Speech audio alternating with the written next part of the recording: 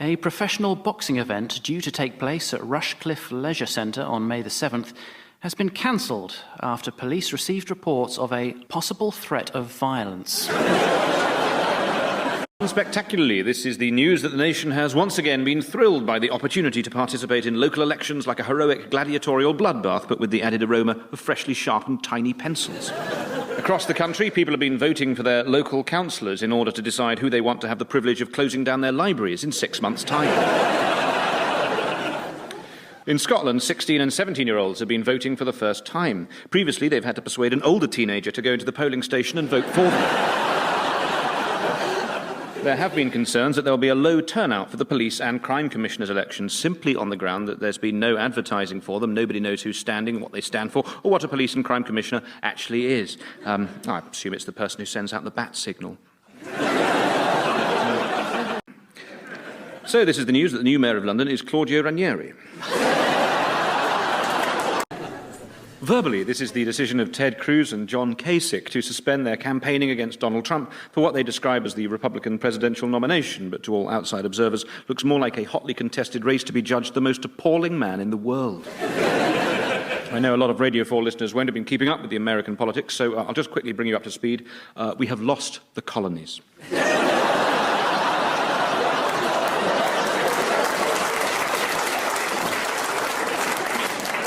Anyway, Americans now have to choose who they'd rather have in charge, a former Secretary of State who can never seem to remember which email account she's logged into, or a man who believes everything he reads on the internet.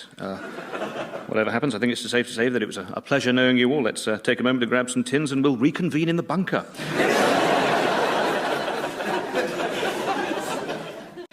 And then the team that wins gets a big cup. It's electrifying stuff. I wish they actually just got a big cup, like those ones you get from Sports Direct when you walk. What I love about this is, I think I like it. I mean, I love this story. And I'm not a Leicester fan at all, but their main player is this guy called Vardy, who looks like he's only ever eaten crisps. Unrelatedly, this is the story of unfancied Leicester City shocking the world of football by winning the Premier League. Football fans the world over were delighted by the plucky underdog story of 11 millionaires fighting their way past a lot of slightly richer millionaires. Leicester players have achieved the one thing they have been striving for their entire lives, and one must assume that now, like bumblebees, they will simply die. No, it's a lovely story, and I only wish Leicester's most famous resident, Richard III, could have lived to see it. Grotesquely aged, baffled by the world around him, and sitting in an executive box screaming, "Why won't you let me die?" in Middle English. It's not just sporting achievement in Leicester, of course. The University of Leicester was instrumental in the invention of genetic fingerprinting.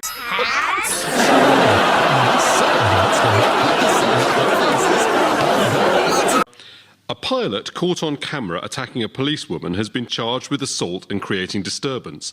The prosecution objected to the pilot's release on bail, saying he's a flight risk. Are you a man aged over 40? Windsor Lions Club is offering free prostate cancer checks with the help of a local estate agent. Shut your stupid funnel up! Flippity-flap, flappity-flap. May we come in so we'll be dry? Due to bad weather, the Isle of Man ferry service has been cancelled. A replacement bus service is available. 9 p.m, UKIP, the first 100 days. 10:05 p.m, catastrophe. Ewan McGregor was in Edinburgh to present his most recent film, in which he plays Lucifer and Jesus. It's so beautifully written, McGregor said, and in some of the scenes I got to play with myself. And that's something I enjoy. After many months of negotiation, Ecclesfield Parish Council have now been able to set Monday the 2nd of March as the date for the opening of the public toilets in Chapeltown. This will be a great relief to many people. 1940s themed fete. Celebrate your parish church. Fun for all the family, including a reenactment of the bombing of the church during World War II. Hard to think of more fun. Was there a flight past by the Luftwaffe?